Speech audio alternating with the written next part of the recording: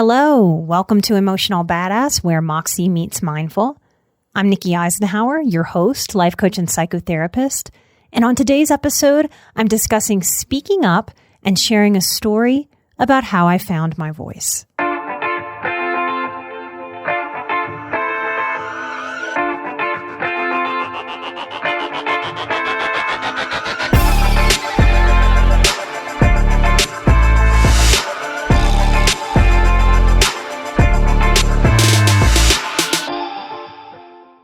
This is one of those episodes where there's a little bit of a lot of different things, and you each may relate to this episode differently.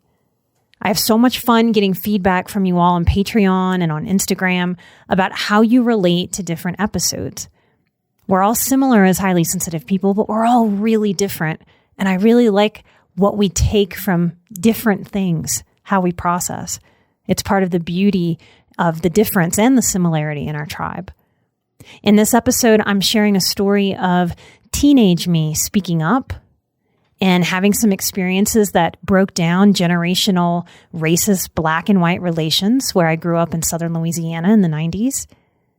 I talk about my first workplace family system.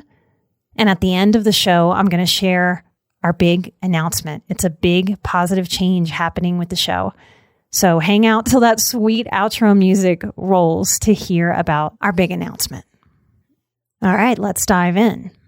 For an HSP, for a highly sensitive person and or a childhood trauma survivor that was dominated and or parentified, if you were taught to be a people pleaser, taught to be perfect, to try to avoid chaos or the wrath of a rageful, angry parent, speaking up is a very confusing dilemma.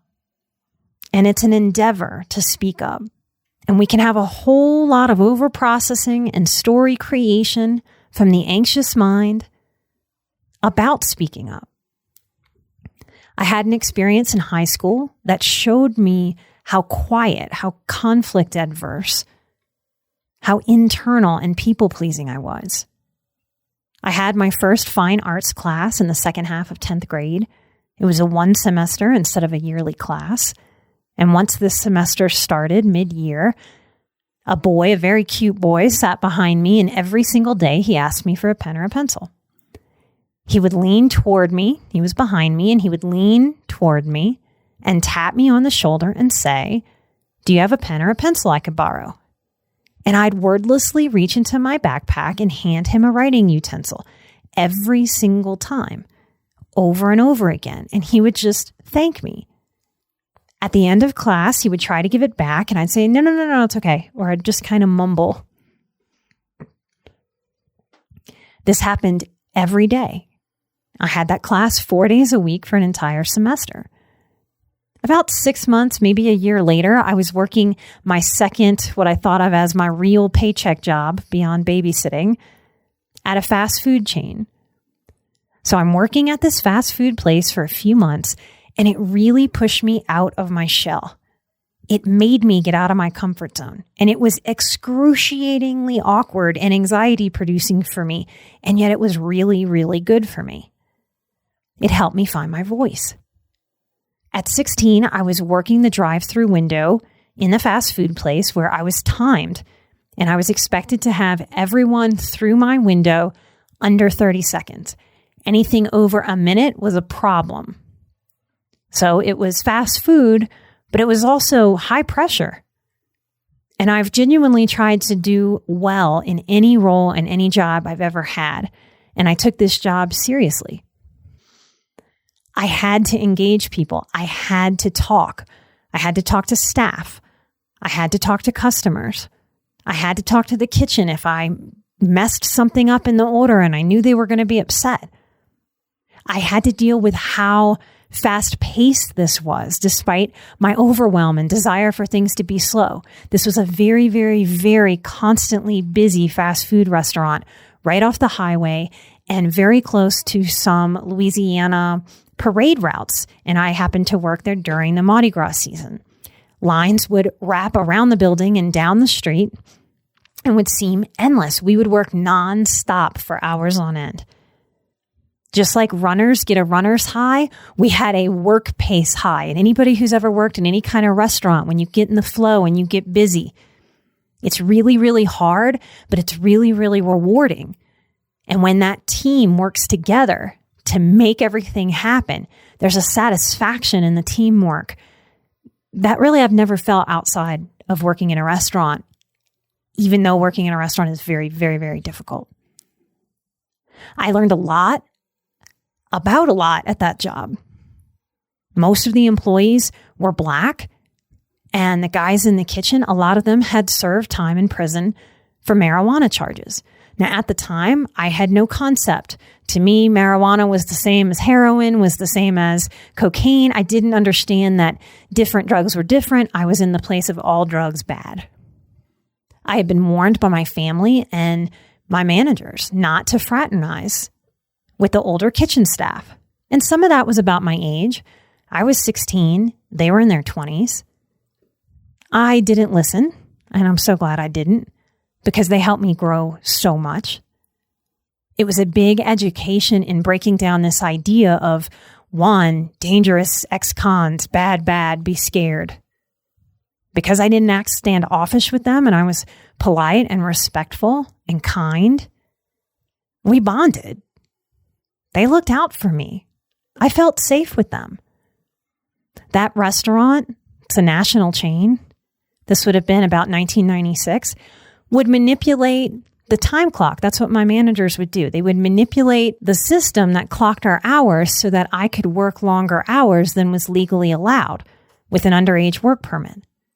So I would often close that fast food restaurant at night on school nights between 11 p.m. and 1 a.m. in the morning. The staff of that place, we spent a lot of time together. And late at night, there would only be one or two people in what we call the front of the house and a full kitchen staff at the back of the house. Late night in a fast food restaurant right off the highway had some really dangerous moments. People would scream at me if I happened to be out of chicken nuggets. People drive through fast food, yes, like they are jonesing for drugs, like I was selling heroin through that drive-through window. So if we were out of something, they would often rage at me. Sometimes if I made a mistake, someone would squeal the tires, or if they were just unhappy, they would squeal the tires, leaving the drive-through to park in the main lot and come inside to scream at me.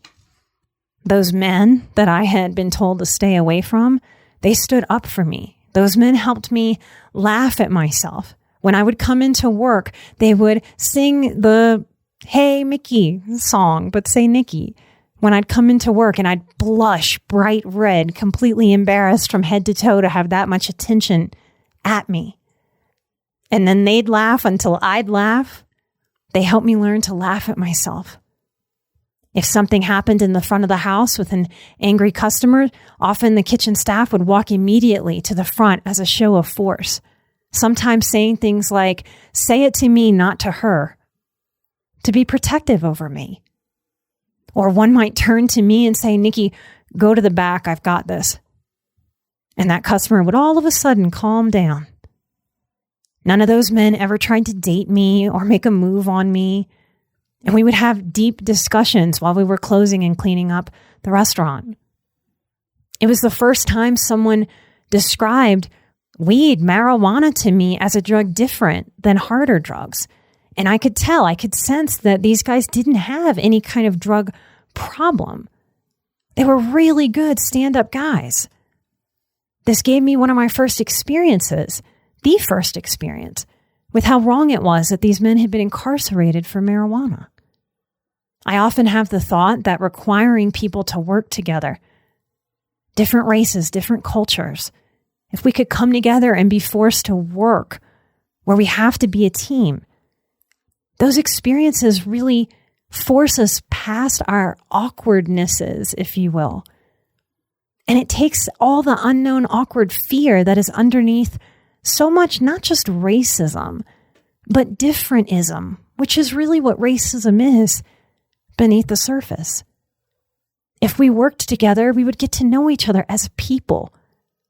And all those fears, all those judgments, the generationally taught things that get passed down, that are wrong and incorrect and fear-based would be eradicated.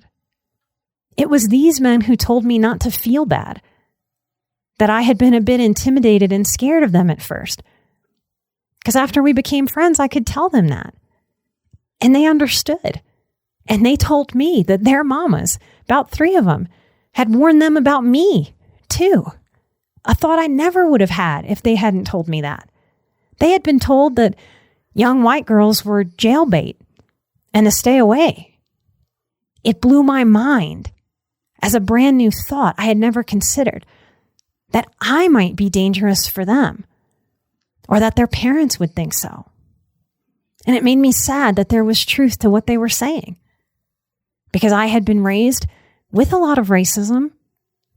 I had been told since I was a very small little girl, pre-puberty, that if I ever came home with a black man, they thought it was funny to say, if you ever bring home a black boy, we'll shoot him first and then you.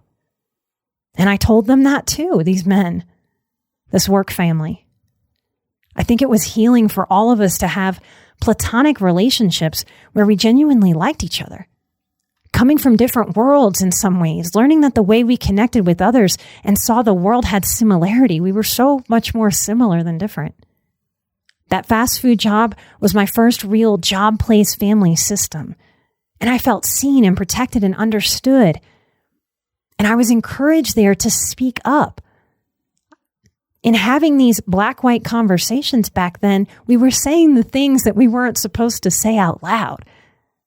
And that broke the tension of those teachings of the things that were taught that we're not supposed to say out loud. It clears them, and then we can just relate as people. These irate, immature customers who were aggressive and wrong that I had to deal with. Yes, they were aggressive and wrong. To come at anybody that way is wrong, clearly. To come at a young teenage girl working one of her first jobs is particularly wrong. But it happened a lot to me, not just at work, out in the world too. Because the real sad truth is, growing up in a dysfunctional family, it gave me a certain energy. I gave off an energy that I was constantly on guard for someone to rage at me, since my mom was a rager. And in holding that energy of, you are about to get in trouble, you are about to rage at me, you're about to come at me, like a puzzle piece fitting together into another puzzle piece, they did come at me. The point I'm trying to make right here is that it's very easy to point at the bad behavior or the wrongdoings of others. But our freedom from any pattern, even this pattern that I was in, of having been programmed to be the whipping boy in a sense, my freedom has been found in taking responsibility for my side of the street here, for my vibes, however these vibes developed. It wasn't my fault that I was born into this family system and these vibes developed, these trauma responses, this traumatized energy. But at a point, my freedom was in taking responsibility for what had become of my energy, for my way of moving through the world. It was as if this energy communicated to people, to aggressive, predatory, abusive people, hey, I am really good at receiving abuse. If you want to be abusive, here I am. You are in luck. You hit the jackpot today. I'll receive that from you. Come and get me. This develops because we're drawn to what we know until we grow and heal and know something different and something healthier. And what I knew was people coming at me. And then I walked the world and people came at me. The boy who sat behind me in fine arts walked into the fast food restaurant one day in uniform. He had been interviewed and hired when I wasn't around. He gasped when he saw me and said, really fluidly, without thinking, something to the effect of, "You're the girl I tried to talk to every single day. You were the mute girl. I couldn't get you to say a word." We became friends. We never dated. And every now and then during our friendship, during those last years of high school, he'd just remind me how funny he thought it was that I hadn't been able to talk. And then I had come out of my shell. I had a lot to say. Since that job, I have been evolving my voice, my self-assertion, my speaking up abilities.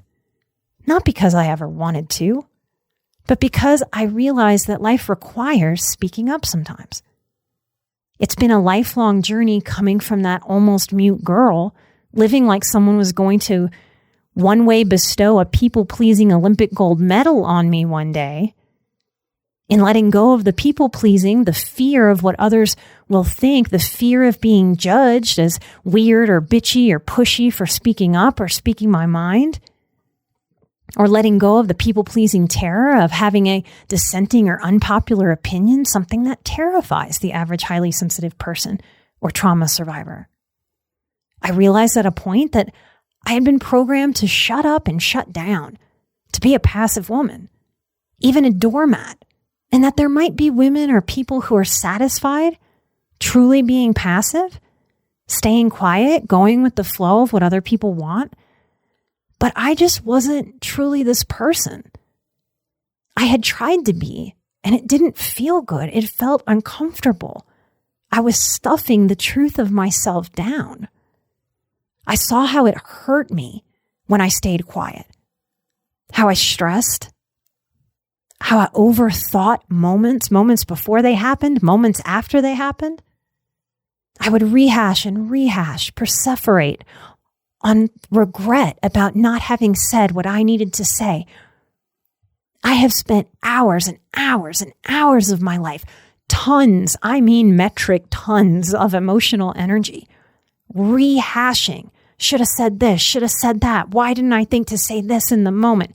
And I had to admit that I just wasn't a passive person. I wanted to be directive. I wanted my ideas to be heard because I have good ideas. And I wanted to be heard even though it overwhelmed and frightened me, to throw my thoughts into a conversation, to add to it, to be a part of living in life and relating in this way instead of just a witness. Speaking up isn't one-directional work like it might sound. Speaking up work is not a radical permission of starting to blast your mouth wherever you go. Speaking up does not mean putting words to every single feeling, every insight, every intuition or observation. To speak up effectively and reasonably, we have to learn when it is wise to also be quiet, to let things go, to wait to let life unfold.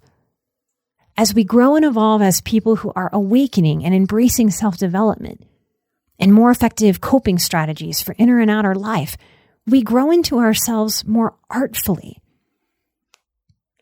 We are human beings, and it is an art form to live this life well, to learn how to relate to ourselves, and then to relate to each other is really art form. We are living through and processing through every experience we've ever had and every experience we've never had. Things we've learned along the way, things we've read, things we've listened to, movies we've watched, things we've been taught directly and indirectly. As I have stepped more into the art form of becoming myself, my life experiences have helped me shed these teachings that no longer served me or never ever did in the first place. You deserve to learn how to speak up. This life requires a certain amount of speaking up. Doesn't mean you have to have a podcast. Doesn't mean you have to go to the Moth and share a story on stage in front of hundreds of people. But in some way, in some form, in your life will ask you in different moments to speak up. I have a sister episode available right now on Patreon that sisters this one. It's called The Why of Speaking Up. It's a list of why should we speak up? What speaking up actually does for us, to us, and with us. If you're interested in that, come to patreon.com/emotionalbadass. You'll be able to listen to that episode right now if you want to, and any of the other over 50 exclusive episodes that are nowhere else. They're not on the website. They're not on the iTunes feed. They're not on Spotify. They're only on Patreon. I want to take couple seconds to just tell you this is the second to last time I'm going to mention the Boundaries course this year. It starts on October 10th. For the first time in years, I'm considering not teaching it next year when I have taught it the last, I think, 7 years. Maybe this is even 8. I've got to go back and count. So if you want to come do boundaries work with me, come sign up for October 10th. If you can't be there live, that is okay. There is an option for you to work through it on your own. Come to emotionalbadass.com/boundaries to learn more and to sign up. Now, here is the big announcement. We have been doing the show 4.5 years. We have never missed a week. It has been like our baby. We have nurtured it. We have grown it. We couldn't have done any growth without your help. Since the very beginning, since the very first show, I'm not going to be able to get through this without being teary. Y'all have shared it across the entire world. We're in over 100 countries, almost every single country.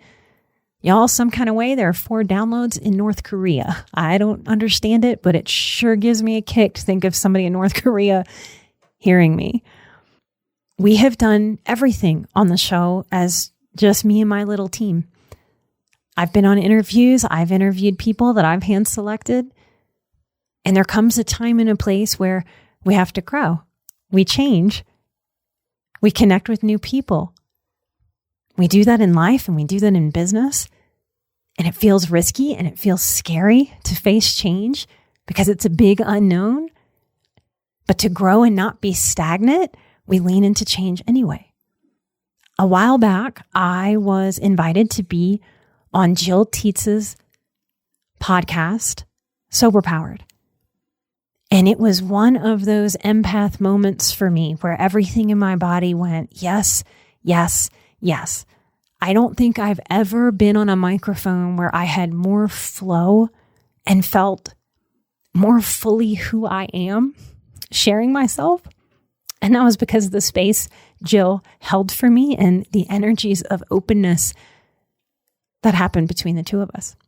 I've had her on Emotional Badass, and recently she contacted me and my team to invite us to join her new podcast network, Sober Powered. And we said yes. That means we are going to be part of a network. We are the 6th show. There are some great shows on the network, and you'll be hearing more about them soon. Nothing is going to change about the content of the show. We still have complete creative control.